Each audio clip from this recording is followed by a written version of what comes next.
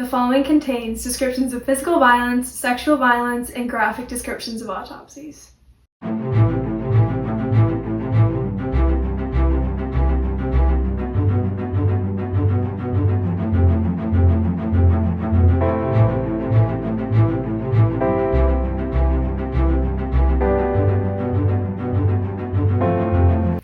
Hey listeners, welcome to episode 80 of TGIC podcast. I'm Jillian. And I'm Izzy. And we are back on video today. Whoop whoop. We thought it was pretty fun and I feel like you guys seem to like it. Like we got a lot of positive comments on it, except for like the two people who voted no, they didn't like it on our poll. Yeah, what was up with that? Because sometimes we do polls and I'm like... It kills me when people like, I always put yes or no on certain things, but it's like almost like if you're a no, just like don't answer. Or just don't listen to our podcast. I get confused when people answer no, and then it's also like, we did do that poll more just to see if people liked video podcasts, but at the same time, it's like, we do still offer audio. It's not like we took it away. Yeah. Anyway, it kind of killed me, the two people that voted they did not like it, because I thought it was funny. Thank you for being honest. I just thought it was funny. It is quite funny. I had a great time editing that video. I think it's fun. I think it's enjoyable. We're looking into options on how to keep doing it when we go virtual again, when we're back at school. So yeah, we're definitely going to keep trying this out. I think it's really cool. Yeah. A lot more podcasts are doing it. It was so fun to like do little clips on TikTok and stuff. Like I think it's interesting. Did you notice that Morbid started doing it too? Mm-hmm. Like for all of their episodes? Yeah. Or is it just for listener? I don't know, because I don't really listen to anything besides Listener Tales. Yeah, I don't either. But they definitely did start doing it for Listener Tales. And a lot of, like, other... I don't know. I like... Because every once in a while I'll watch Call Her Daddy, and I like that that's a video podcast. Yes. But she's got, like, a whole ass studio. No, like, she's got, like, the whole, like, interviewing chairs. And... Did you watch the one where she interviewed Kamala Harris, and, like, she flew to DC and, like, set up, or, like, an exact replica of her studio? I didn't. I've only seen 2 episodes of Call Her Daddy. I watched the JoJo Siwa one and the Kamala Harris one, and that's the only 2 episodes I've ever seen. I haven't seen the JoJo Siwa one. I've seen the Anna Kendrick one. Oh, interesting. Okay. And hers was good. And then... I've seen some other random ones. The Kamala Harris one was really good, but it was also just crazy because it was like scheduling stuff, and so she ended up flying to DC and like doing an entire mock studio. It was crazy because it looks identical, but it's not her actual studio. That's insane. Yeah. I want that kind of budget. Well, she has a thing with Barstool. It's like millions and millions of dollars. I'm jealous. I'm so jealous. Yeah, you know, Barstool. Actually, we're not like Barstool. We're not Barstool material. We're not Barstool material. Do they have like true crime Barstool? We should start it. Yeah, I'd actually... Do they? Guys, you know what? I just want to be invited to CrimeCon. I do too. We've applied for the past, like, what? Years. I mean, well, okay, the thing is, though, I think for a while we couldn't go because you have to be over 18. So, like, I think that's why we kept getting, but, like, now it's like I want to go. Like, now I'm 19. Yeah. We should be invited now. Yeah. We're adults. We're adults enough. We're about to have to change our name, so. I know. More information coming soon. Yeah, that's... Work in progress. But, you know, yeah. Okay, let's actually get started. Yes, sorry about our yapping. So today we are covering the recently solved murder of the Lady of the Dunes. So this case begins on July 26th of 1974. So there's this family staying in Provincetown, Massachusetts, which is like a beach town, and they're out for a walk in the dunes of the beach. There's, you know, going for a walk, pretty chill. It was a pretty, like, close neighborhood. Like, I think a lot of people vacation there, but it felt very safe. It was the kind of place where kids would go out and play on the beach alone, like, families just walking around, like this family. So there's this family walking, and this local dog on the beach that the family, like, kind of knew, because it was just kind of like one of those, like, it was a local dog. I don't know if it belonged to someone or if it was a stray, whatever, but they recognized the dog, and it kind of just started following them on their walk or whatever. But randomly, after the dog had been kind of following them for a while, all of a sudden he, like, takes off, bolting down the beach, and starts, like, aggressively barking. So their 12-year-old daughter, whose name is Leslie Metcalf, she runs after the dog, because she's like, what the fuck's the dog barking at? Which is, like, valid. So she takes off after the dog. Her parents are kind of falling behind. I think her sister's there too. And she finds the dog stopped at this, like, area. And it's in this, like, area of the dunes called Race Point Dunes. And this area is fairly close to the road. Like, it's definitely, you know how beaches work. There's the ocean, then there's the beach, and then there's the dunes. Well, the dune, like, this is, like, the part of the dunes that's almost at the road, like, just some yards off of it. So that's where the dog stops. It continues, like, this aggressive barking. And when Leslie comes across the scene, she sees a decomposing body of a young woman. Ugh. And also, like, I feel like this whole story does not sound real. Right. Like, as I was researching it, I was like, this is not real. Yeah, it sounds insane. It sounds like a movie plot. Like, the fact that it's, like, at, like, a, like, northern beach town, too, in the 70s, like, it does sound like a plot of a movie. Yeah, like, oh, she followed the dog, and the dog led her to this body. Something with the 70s, too. The 70s just gets such, like, crime movie energy, and I don't know why. It does. Because, like, kids just roamed free. I feel like everyone's always like, oh, the vibe of the 70s was, like, free. Like, that was the vibe. This, like hippie movement. Yeah. This story just gives, like, movie vibes. Like, it does. It doesn't even sound like it's, like, real. No. So, Leslie, you know, she turns around, she tells her family that she saw a decomposing body, as one does. And her parents call the police to report it. So the body had significant insect activity, like maggots, like all over. I am so disgusted by maggots. The concept, I've never seen one, or them, I don't, plural. I don't know, like there's a lot of them, right? I've never seen them. But they like scare me a lot. Like I don't want to be anywhere near them. I have a nasty story. What? A nasty story. Oh, no. My face just like fell when you said that. No, it actually like fully fell. God. It's really gonna gross you out. I actually I'm scared to tell you. No, proceed. So my lovely roommate at school, had this water bottle that she just put coffee in. It was just her coffee water bottle. And like basically like throughout the week she eats oatmeal in her room too, so she has like bowls of oatmeal. And so she had like a stack of dishes. And like somehow this one like thermos that she always had coffee in got like kind of pushed to the back of the dish pile. And she just didn't end up cleaning it because like obviously like whatever things happen, like busy last semester. So we're leaving school and we're all doing like our final dishes before leaving the dorm. Jillian's like audibly like cringing right now. We're all doing our dishes and I hear her scream from the bathroom with like the sink across the hall where she was like washing her dishes. And I'm like, oh my god, are you okay?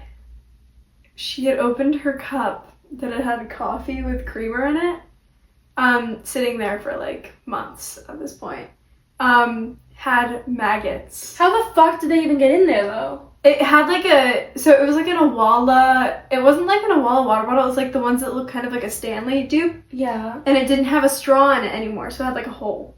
But like where did they come from? They're fly larvae. So you just had them living in your room? So there was just like this Awala full of maggots. Like the entire wall. I don't think I knew that they flew. Cup was That's even full. worse. I don't think I knew that they flew. Well, they don't fly. They're like little larvae. Oh. Yeah. Anyway, so it was really gross. Sorry to That is horrible. But yeah, they like decay. They lived in your room. They lived in my room. Ew. But we didn't have a fly problem or anything, so that's why it was weird. Oh my god. That is horrifying. Yeah. Anyways. Did the water bottle get just like thrown away? It got thrown away. It was not saved. I don't know what else I would do at that point. No, it was not saved. Oh god, I don't even remember. Maggots. Right. Back to the maggots. Additionally, there were 2 sets of footprints leading to the scene. There were also tire tracks about 50 yards away from the body. Police Chief Jimmy Meads of the Provincetown Police claimed that most likely the tire tracks are from someone driving the unidentified woman in a 4WD vehicle. Did I say that 4WD? 4-wheel drive. Oh, that makes more sense. Close enough. I wrote it as 4WD. So. Whoops, I don't know cars, guys. A 4-wheel drive vehicle to the dunes to sunbathe. Which is crazy specific, but that does make sense. Well, there's this whole thing. Everything I was researching was like, they were like, oh yeah, she was probably naked sunbathing when she was killed. Oh. But like, why are multiple people saying that? Because that's just awfully specific. Like, why was that whatever, like, being naked lying on the beach, why is like your first thought naked sunbathing? Like, that's not normal to me. I've never once naked sunbathed in my whole life. I haven't either. And not also, even like in the most private of private places. This is a public beach.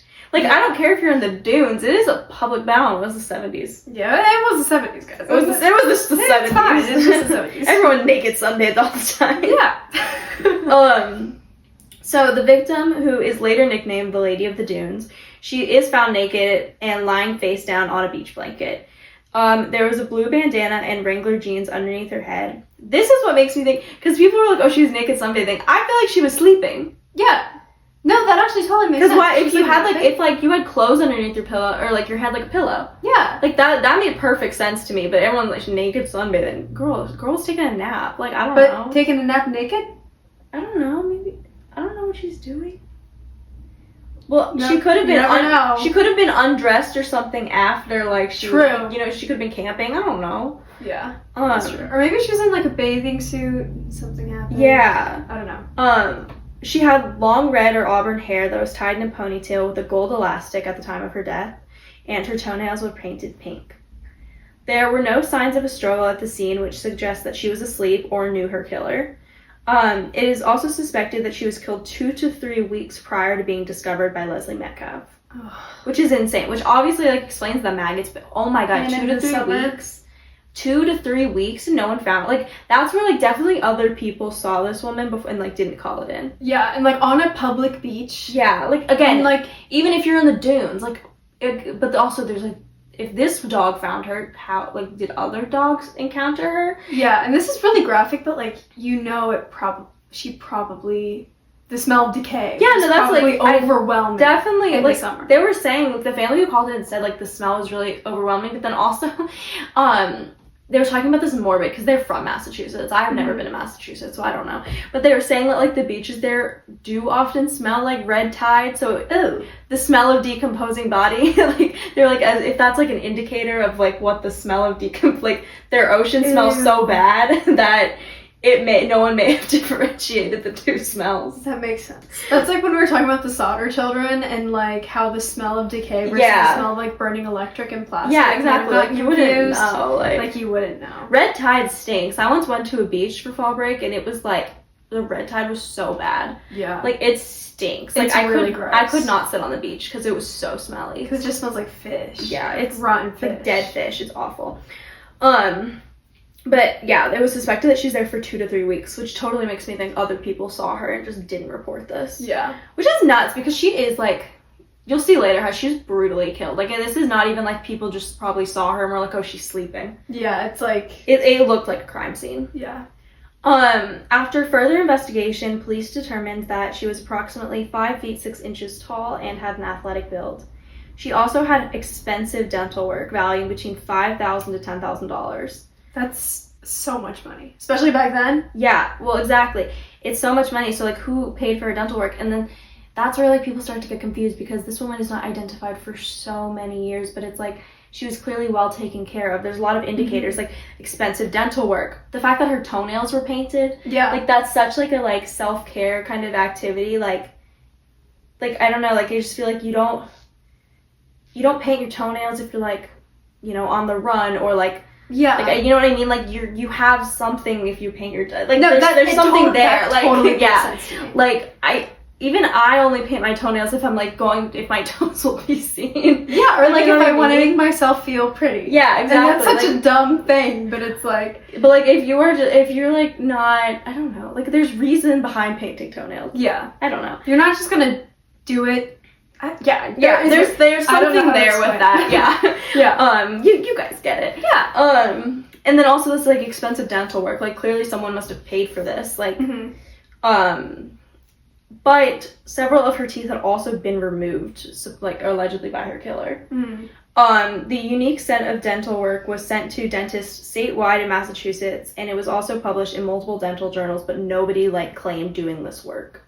So interesting. Which is, like, kind of nuts. Like, I get, like, communication stuff is different, but, like, dental journals and, like, still no one is like, oh, yeah, I did this. Yeah, and it's, like, also now that we know who the Lady of the Dunes is and, like, the mystery's been solved, it still baffles me that nobody can. Right? That's what I think. Additionally, both of her hands and one of her forearms had been cut off. And it's likely that her killer removed her teeth and hands, which, you know, hands contain fingerprints, to prevent investigators from identifying her, which ends up working because they did not identify her for so many years. Yeah. Her head had been mostly decapitated as a result of strangulation, but that was not her ultimate cause of death. One side of her head was completely crushed with a military entrenching tool, which did cause her death. What is that? What do you mean is that? I'm not sure. It's like a camping tool, or like apparently also all the like people who like worked in the dunes, like dune buggy people, they also all carried this. So like that was kind of like pointing to a lot of things for a while, because it's like it's something used to like dig trenches. So it's like it is used in the military, but it's also used by like campers and like wilderness folk and stuff. like people who would dig a trench. I don't know. Yeah. There were also signs of post-mortem sexual assault. Okay. Police estimated that the Lady of the Dunes could be anywhere from 20 to 49, most likely 25 to 40, but like insane that wider age range. I know. I don't know. I mean, I guess she was very mutilated. Like it must be really hard to determine. And like the decay too. Yeah. I'm sure. Yeah, they found her like after weeks, like covered in maggots. Like, oh. So she was ultimately buried in October of 1974 after leaves began to run cold. But her body ended up being exhumed like 3 times, but none of these times led to an identification. So in 1980, they exhumed her and more blood work was taken as like more DNA searching kind of sciencey stuff work. So they took more blood and her face mold was created in order to send out a sketch. In 2000, she was exhumed again, and a bone fragment, like as a result of a bone fragment being found somewhere, and they tried to connect it to her, but it ended up not being from her. They also did some more testing, which I'll get into later, between like 2000 and 2002. In 2013, more blood work and DNA evidence was taken from the body in hopes to get an ID. And this is like 2013 time period is like when DNA identification really started to take off. Like a lot of crimes started to get solved that way. So I think they had a lot of hope around that time, and that's why they exhumed her again. That makes sense. Okay, now we're gonna get into some theories about who the Lady of the Dunes is. Yeah, and I will say some of these theories are very interesting. I think this is so interesting because we've covered a lot of doe cases before, but I don't think we've ever had so many where there's so many theories about who she could potentially be. Yeah. Like, we've covered a lot of doe cases and it's more trying to figure out like who she is in relation to who killed her. This is like there's a lot of theories on just who she was as a person. I think that's really interesting. Yeah. And like they're also different. Yeah. Yeah. Okay. The first one I'm gonna get into. This isn't really a theory per se. I think this is so interesting. It's just like an interesting little like kind of creepy thing. So this is the Jaws theory. So Joe Hill, who is the son of famed horror writer Stephen King, became fascinated with the idea of being able to like solve cold cases as a normal person not involved in like being a police or like the FBI. I wish I could solve a cold case. Honestly, same. I feel like we could. I feel like we could if we really tried. We could.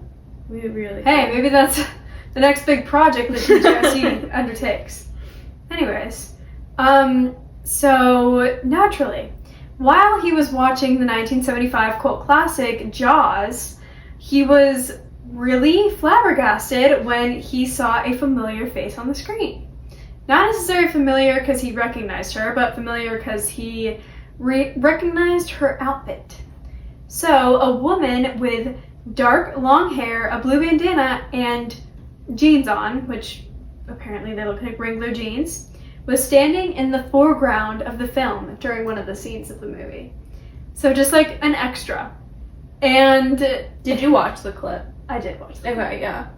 And Hill connected this woman to the description of the Lady of the Dunes, and he began like reaching out to police and trying to find leads from the film itself about his discovery. This is crazy to me. How could you be like watching a movie and be like, oh, that's the Lady of the Dunes? Like, he must have had to have been looking in this case real recent to the screening, which is very possible, but it's like, that would not be that fresh on my mind. Like, again, we've covered a lot of doe cases, but like, if I was watching a movie and saw an extra in it, I don't think it would have clicked for me that like one of them looked like a doe. You know what I mean? No. And especially like, oh, that's a woman in a blue bandana and Wrangler jeans. That's 100%. And also, this, I want to believe this theory so much because I just find it so fascinating and I want it to be true. Yeah. But I mean, how common could a like blue bandana and jeans been in the 70s? Yeah. Like, is that not what everyone in Cape Cod was wearing? I feel like a lot of people were wearing it, but I will say it was eerie to watch the clip back and be like, she kind of does look like. No, she does. Like, that's, I want to believe it, I really do. Yeah. It must have been so eerie for him to, like, think that for the first time. Like, because if I found it eerie to kind of watch it, yeah. like, he must, like, sitting, it was, like, a 40th anniversary screening, like, sitting in this big audience, like, on a big screen, all of a sudden, he's like, huh. He's like, wait. Like, that would give me the heebie-jeebies. Yeah. That would give me the heebie-jeebies, too. So, at the time, the casting director of Jaws had already died, unfortunately, and the film itself did not have a record of the extras who were on set during the time of filming. So there was like no evidence to suggest who this woman was, and if she could possibly be the Lady of the Dunes. It's also possible because, like, they were saying, like, they didn't have a record of extras, but it's also possible she wasn't, like, supposed to be an extra. Like, no, yeah. She just walked on. No, because it was, like, in the middle of Cape Cod during the summer. They were filming in broad daylight in Cape Cod, like, middle of the day, like, just, like, she could have just walked on. Yeah. Like, she didn't have to be an extra necessarily. No, literally. Like, she, so it was filmed in the summer of 1974, obviously, and this would have been filmed like weeks or months before the Lady of the Dunes' death. The set was pretty loosey-goosey though, like you were saying. Yeah. Like, they did not keep a track of extras, and Spielberg, who's the director of Jaws, was not a big like director yet, so there wasn't like security on set. And also, it's the 1970s. Stuff like this happens.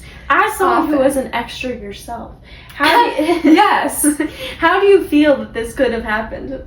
Do you think this is possible? I think, okay, the only reason that I feel like they're strict about extras in a lot of movies and TV shows is because of eras, like what eras they're filming. Yeah. You know what I mean? Like, as someone who was an extra in a certain show that took place in the 1980s, they were like a certain show filmed in Atlanta, Georgia, yes. that takes place in the 80s about a bunch of teenagers. Yes, so they like were only strict about it because they didn't want people walking by in like Lululemon when everyone was wearing clothes from the 1980s.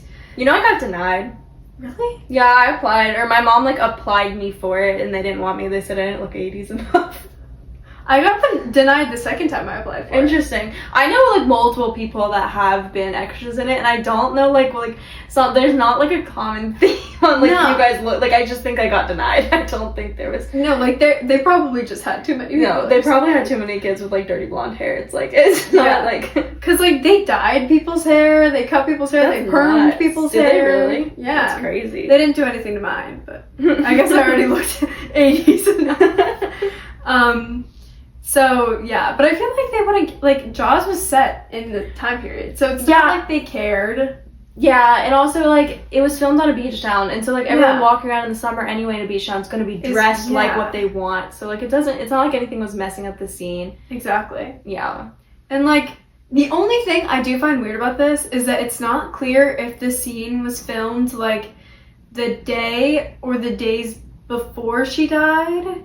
Like, it's not exactly clear, and she's wearing the exact same outfit that she would have been wearing. I think That's that they ended up tracking it back, and it was like a couple months before it was filmed or something. Okay. Like, before they suspected she died. It's a little unclear when she died even, so like that's kind of hard to put together. But I believe they said it was filmed in May of 1974.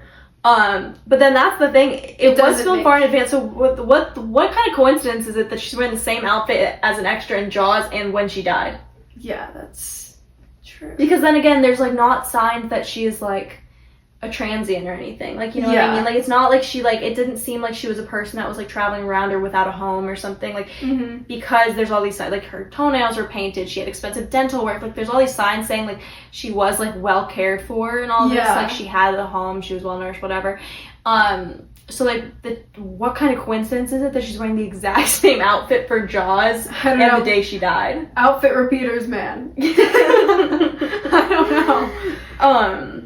Yeah. But I want to believe it. I want to believe it too. That's a crazy. I like that idea. It just seems really kind of interesting to me. It's like how permanent like media like that is. Yeah, it's just so. And the fact that like it took a really long time for anybody even to like suspect that she could have been in that. Like, yeah, I don't know. It's like really early digital footprint. Yeah, like earliest digital footprint. Yeah, it's kind of nuts. I want to believe it just because it seems interesting. Yeah. Okay, so another potential like lead on who they thought the Lady of the Dunes was is this woman, Rory Jean Kessinger. So going back to the killer not wanting the victim to be identifiable and like taking away her fingerprints and her teeth, like anything that like could identify her, it's possible that the killer could have done this because he knew for sure, or he or she, they knew for sure that the victim's fingerprints would be in the system. Because she herself was a criminal.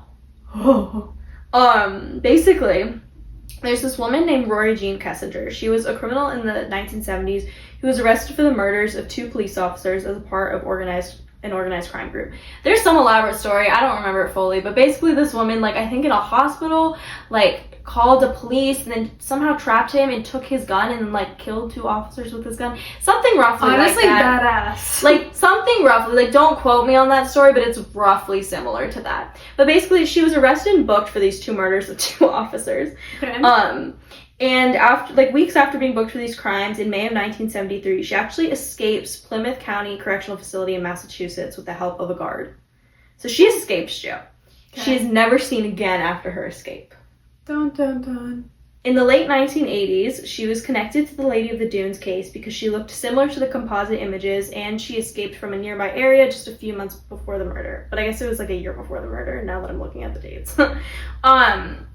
So they like start to think maybe this is possible. She kind of looks similar. She escaped from the area. It's possible like whoever, like she was involved in an organized crime ring. Someone could have wanted to kill her. And also like, you know, they thought that this seemed like someone who had killed before, someone who would want to take away identifying features. Like there's a lot adding up here for them. So they like start to take this lead really seriously and follow this for like years. So later on, they actually have Rory's mother submit a saliva sample to test for DNA match when the body was exhumed in 2000.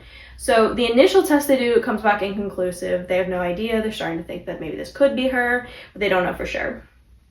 But they tested again, I think around like 2002 roughly, and they do officially rule it out because there was just no match between Rory Kessinger and the Lady of the Dunes. So we don't really know actually what happened to Rory Kessinger. So interesting. She could still be a side character. No one actually knows whatever happened to her. She escaped from jail and she was never seen again. So she was probably successful in escaping. So yeah, good on honestly, her. I guess. I was about to say good on her. So yeah, but like that was kind of a really big lead for a long time, and then it ends up not working out.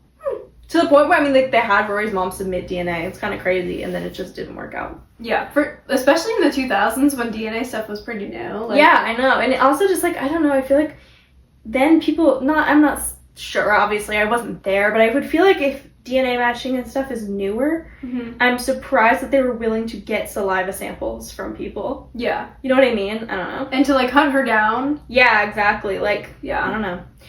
Okay, so then also over the years, there's all these other attempts to like ID the Lady of the Dunes, obviously. So, in 1987, a Canadian woman called Provincetown Police and said that she saw her dad strangle a woman in Massachusetts in the early 70s. Oh.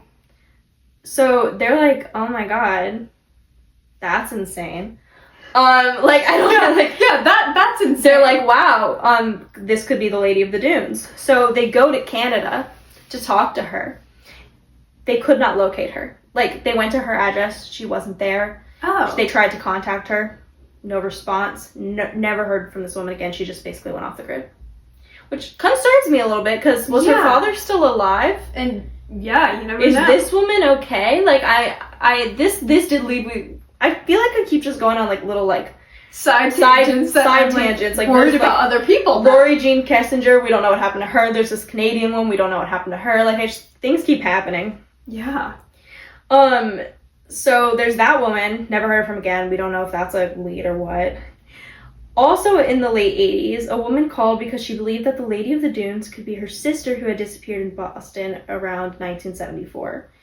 But they do some DNA testing and she is ruled out. Which then again, I feel bad now. Like this woman probably thought it was her sister and now there's just no closure for her.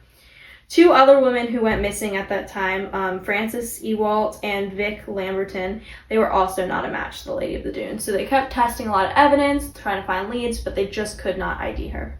Got it. Okay, now we're gonna get into suspects. Now that we've gone through like all the potential, I can't believe there's so many like potential leads for just who she was. Yeah, like there's so much And all of them were like pretty well fleshed out too. Yeah, I know. Okay, so some suspects. The first one is Tony Costa. So Tony Costa was a serial killer who operated in Massachusetts in the late 1960s, like 68, 69. He was also referred to as Tony Chop Chop, the Cape Cod Vampire, and the Cape Cod Cannibal. So, crazy names, really. Tony Chop Chop over here. Tony Chop Chop is hilarious. Tony Chop Chop Costa, that's what they called him. Tony Chop Chop Costa. Okay. So he was an initial suspect in this case because he was active in the area just a few years prior. Like, he operated in Cape Cod in like 69, so like that's not that far apart. Yeah. He would also dismember his victims, which the Lady of the Dunes was dismembered and had like been decapitated. There was like a lot of violent stuff there, and also like they were looking for someone who they thought had killed before because of all of this. Yeah. So the police began looking into this because they were familiar with his MO. They'd investigated his case prior. But they discovered that he had actually died serving 2 life sentences on May 12th, 1974, which is just 2 months prior to the murder of the Lady of the Dunes. Damn. So he was ruled out because he was dead. Chop chop. Chop chop. Gotta chop chop. Yeah. Anyways, my next one. We got another mafia theory here. If you listen to our last case, we also had a mafia theory. So this one is another weird name, Whitey Bulger. That's an insane name. Yeah, quite. I would hate having that name. Me too. Maybe that's why he got involved in crimes. Anyways, Whitey Bulger was a member of the Massachusetts mob, and he was known for his involvement in gang activity, and also he was a convicted murderer of multiple women. He was actually beaten to death in prison while serving time for 2 consecutive life sentences after his murder conviction, but this was in after the murder of the Lady of the Dunes. So in 2015, Sandra Lee, who was a woman from Massachusetts, claimed that she's actually sorry, I do need to preface. She's like a crime writer. Oh, she is? Yes. Keep that in mind for what she's about to say. Yeah. So Sandra Lee, little old Sandra Lee, claimed that her family was close with Bulger to the point where they called him their uncle. And she said that the murder of the Lady of the Dunes bared a close resemblance to that of Bulger's other murders. She said that the method of disposal of the body being near a shoreline and the attempts to avoid her identification were similar to his other murders. Specifically, Bulger's murder of a woman named Debbie Davis, who was found by a shore with all of her teeth removed after being strangled to death. So yeah, from a distance, it sounds similar. Mm-hmm.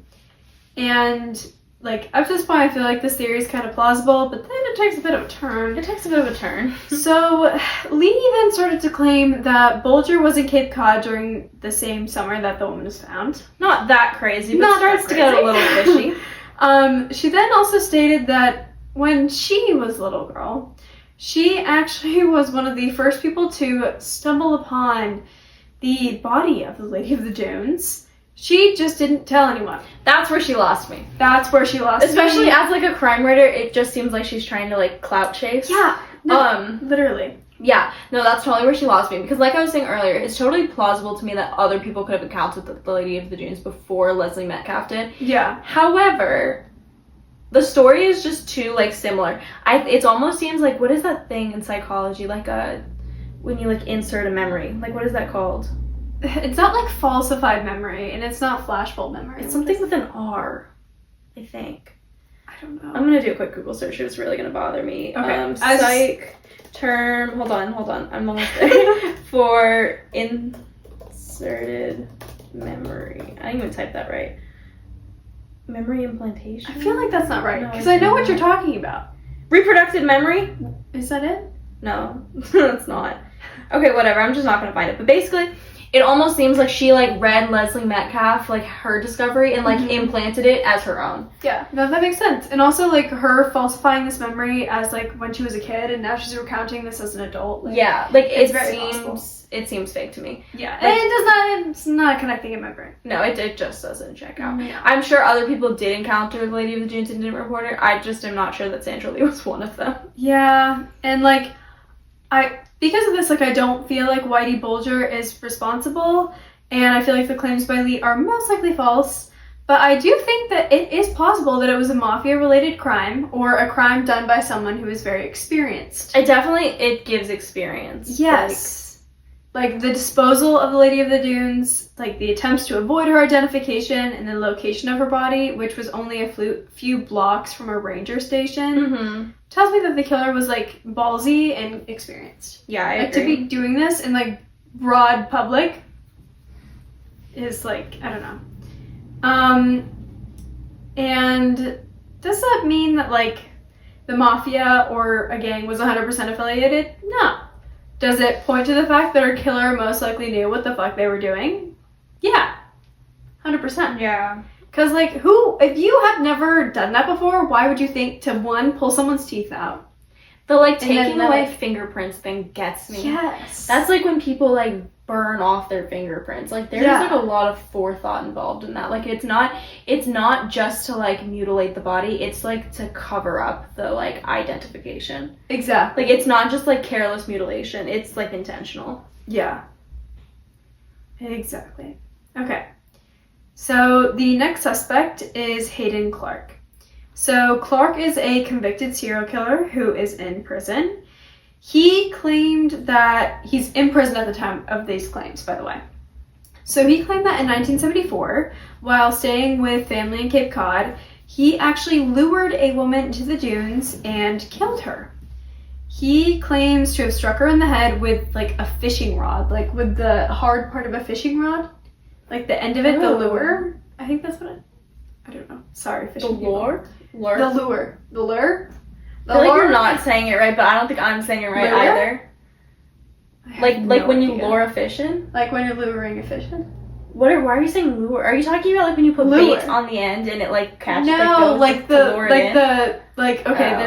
having to look up a lot of things. I have never fished. I fished maybe once in my life. A fishing rod.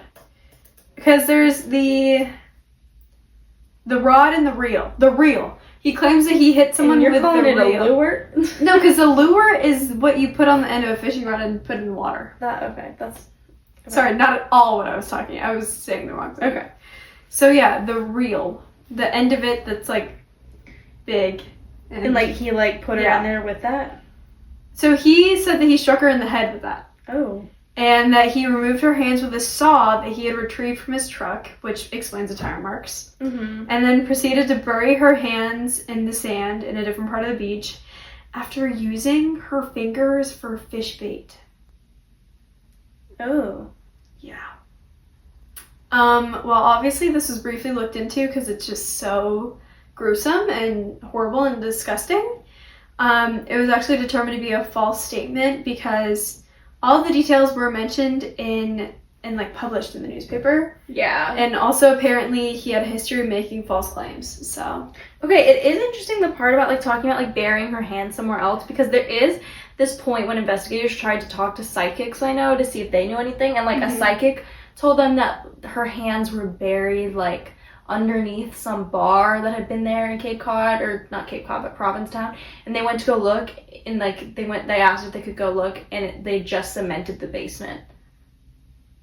So this fact about burying her hands is a little weird, but obviously I guess that is a little bit weird. If her hands are missing, like that is something that would come up a lot, but like the idea of burying hands in random places freaks me out a lot. That freaks me out too. And just the fact that they're probably just somewhere on that beach. Yeah, they're somewhere. While the case has now been solved, no one knows where those hands are, I don't think. No, they never found them hands. It could be under that bar. It's possible. They cemented it. Yeah. They should get like, I don't know, like a radar. For hands? Yeah, I don't know how. Like a metal detector for hands? Yes, but for bones. That's nuts. They should. Like an x-ray machine? Yeah. Like I swear that TSA machine can show you anything. Mm-hmm. Anyways, okay. Now we're going to get onto the resolution. So in 2022, after years of mystery, the conclusion of this case was finally determined. The Lady of the Dunes was identified as being Ruth Mary Terry, who was a 37-year-old woman from Whitwell, Tennessee. I think it's Ruth Marie Terry. Maybe it's not. Mary Mary makes more sense. I don't like how Mary Terry sounds. That's the only reason I'm correcting you. I'm so sorry. I'm so sorry if that's her name, but like I can't. That's too much. I don't know why Mary Terry sounds like the name of like, you know, like Hostess Cakes or Sara Lee Bakery, like Mary Terry, like baked goods. I agree. Marie. Sorry, I don't know why. I have no idea if it's right or not. No, Marie makes more sense. It's Marie. Yeah. So it could be either. Marie Terry. Yes. So yeah, investigators actually determined this through forensic genetic genealogy, which is crazy. It's like basically like 23andMe. I love science. I do too. So in 2023, the district attorney officially ruled that Terry's husband, Guy Moldovan, was responsible for her murder. Also, wild name. Yeah. So a little bit of background on Terry and Moldovan. So they actually got married on February 16th of 1974, and Guy Moldovan was an antiques dealer in Reno, Nevada, and they lived together in California. A few months before her death, Terry and Moldovan visited Terry's family in Tennessee. Her family members later recalled that Terry wasn't really herself when she was around Moldovan because he exhibited very possessive behavior of her. And during this trip, the couple actually discussed that they wanted to travel the U.S. in search of antiques and that they were planning on visiting Massachusetts specifically. And in the summer of 1974, the couple actually started this like road trip and they traveled across the country for their honeymoon far from their California home. Allegedly, soon after Moldovan returned to Tennessee, and he was alone. He was driving Terry's vehicle, and he claimed that during their honeymoon, they had a fight, and soon after, she went missing from their California home. He said that she just left. And people believe that? Yeah, people believe that. They were like, oh, yeah, that makes sense. That doesn't even sound plausible to me. No, because he has her car. That doesn't sound plausible. How do people just buy that? No, I have no idea. And like literally he was staying with the family for a while and he claimed to have not heard from her again. And he was like, I have no idea where she went. And the family was like, okay, this is kind of weird. Okay. But like at the same time, she's a 37-year-old woman. Like, but like to not hear from her, but then her family doesn't hear from her? Like, that doesn't even sound real. Yeah. Well, her brother, James, actually visited California with a PI. And the investigator told Terry's family that all of her belongings were sold from the couple's house and that she had left California on her own will. He furthered this claim by saying that she probably joined a religious cult. Why is that normal? No, people should be questioning this. Possessive husband. I feel like always look at the fucking possessive husband. She did not run away and join a religious cult. It was the 1970s. That doesn't make any sense. It doesn't make any sense. But I, like, literally, apparently her family was just like, okay. And from then on, like, in their family record, she was listed as deceased. Bro, what? Isn't that insane? And, like, I was looking, this episode is already gonna be long enough, so I don't want to add this. But, like, on November 2nd of 2022, investigators released a statement that they were seeking more information on Guy Moldovan, who had actually died in 2002. And they found out that, like, he was, like, a piece of shit. Yeah, he was married to, like, murdering, like, his, like, former wife and, like, stepdaughter or daughter or something? Yes, so he was married to another woman. He's been married to, like, 4 women. Oh, boy. And all of them didn't end very well. I think there was actually multiple who disappeared. I'm not gonna lie. How do people like that, like, fly under the radar? I have no idea, but apparently, like, he married a woman, and she had an 18-year-old daughter who was a stepdaughter, and they went missing on April 1st in the 90s, I think, and he was, like, held and questioned about their disappearance, but he ended up, like, running and fleeing from the state, and they just didn't track him down. What the fuck? Yeah, but, like, they were probably murdered. Yeah, oh my god. And, like, this makes sense. It all connects with, like, she knew her killer, but also she knew him. Yeah. Yeah, and, like, they were on their honeymoon, so, like, honestly, like, sunbathing naked probably wasn't bad. I don't like that you just said naked like that. Naked. I don't like that. Naked. Yeah, I don't know. But I mean, another thing, but this kind of sucks now that I'm thinking about it, but if they were on their honeymoon during the time that she died, she probably wasn't in that Jaws movie that was filmed in May. See, I don't know if I necessarily disagree because, like, how long, like, did it say how long they were on their honeymoon for? It didn't. Like, they theoretically could have been spending a lot of time in, like, the Cape Cod area, and then she could have, like, happened to walk on. Like, I still believe it's plausible. I think it's plausible, but also, I I feel like, and this is where, like, the composite sketch is fucked up a little bit. I don't think she looks at all like what the composite sketch she looks like. doesn't. And, like, the composite sketch does look like the Jaws woman. But she does not look But like she the doesn't look like sketch. the composite, so something's not checking out. Yeah. I don't know. I don't know. I wanted to believe that she was in Jaws, but I don't think she is solely based on the fact she doesn't look like her. Yeah, I think a lot of women in Cape Cod were wearing blue bandanas and Wrangler jeans. Yeah. And August 28th, 2003, Guy Moldovan 2023. 2023. Sorry, This guys. was not solved in Not 2003. I don't know why I wrote that down. Guy Moldovan was officially named as Terry's murderer. I'm glad that this case was finally solved. Yeah. It is like it was like the longest unsolved or like unidentified murder victim in Massachusetts for the Really? yeah. It was the oldest unidentified murder victim in Massachusetts. So Wow. I'm definitely glad it was solved. I know it was Yeah. a big deal for like their Provincetown Police Department and everything, so Mhm. I'm definitely glad there was some resolution in this case. Yeah, and I'm glad that there can be like, I don't know, some peace to the family to know that like Yeah. she didn't just run away. Yeah, I joined a religious cult. Yeah.